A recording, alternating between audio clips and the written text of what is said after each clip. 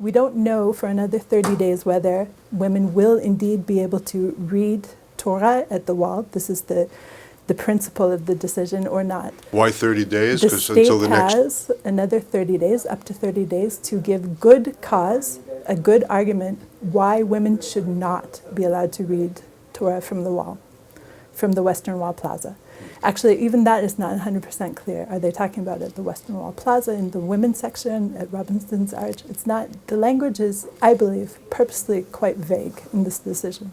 Well, but what about the interest of the reform movement and the conservative movement and others? Is the issue very important to them, the issue of the Western Wall prayer? It has turned into a hugely symbolic decision or process for liberal Jewry in America, which is the majority of Jewry in America. Something like 35% of American Jews are Reform, another, I don't exactly remember the figure, but say 20. The majority of American Jewry is liberal, meaning non-Orthodox. So for them at this point, they feel like they have no place of their own at the Western Wall. I don't know if you've been there recently, but it's become even more difficult to access for especially women to get to the Western Wall if you just walk in wearing, shorts and a t-shirt like any kind of tourist on the go in Israel.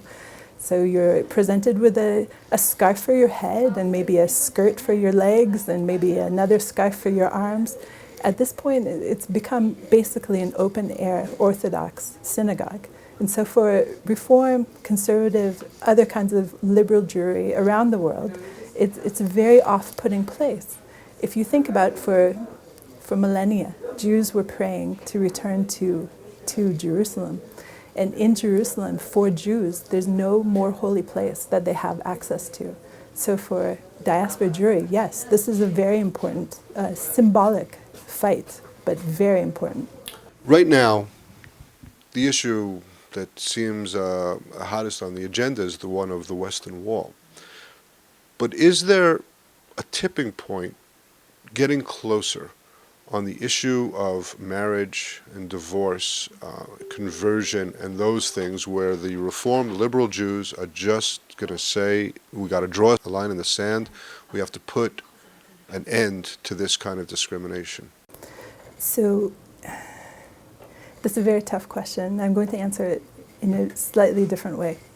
What I'm seeing increasingly, hand in hand with Reform and conservative Jewry getting more traction in Israel, they're also partnering more and more with what I would call the liberal wing of Orthodoxy. So these are the Orthodox rabbis who are really fed up with the chief rabbinate and who are starting their own conversion courts, which are halachic, according to Jewish law, and who are going, rogue in a way and having their own halachic wedding ceremonies. And this is a growing movement within Israel. People who are sick of the chief rabbinate, but yet want to have a kosher Jewish experience.